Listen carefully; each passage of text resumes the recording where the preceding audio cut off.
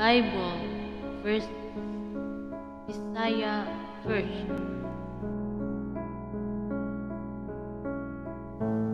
Salmo 37:5. Itugyan ang tibuok mong kinabuhi sa Ginoo, salig kaniya ug tabangan kaniya.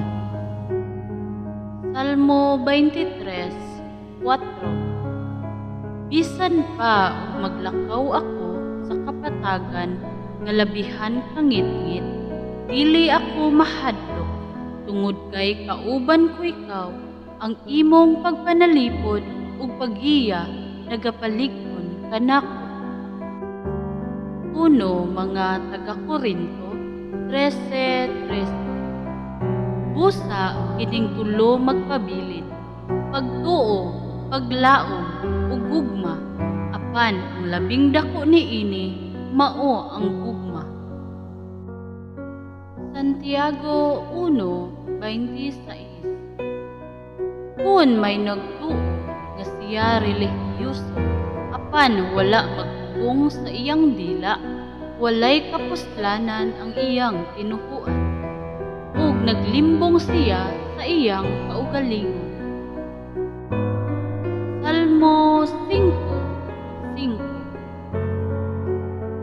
Ang mga mapahitason dili magatindog sa atubangan sa imong mga mata. Nagadumot ikaw sa tanang mga mamumuhat sa kasalanan. Galatia 6:9. Busa dili kita magtinapulan sa pagbuhat ug maayo, kay kun magmadasigon kita, moabot ang panahon nga makaani gayud kita sa bunga niini. Panultihon 2:8.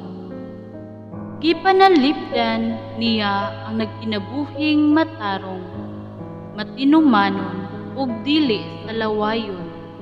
Giandaman usab niya sila ug kadaot.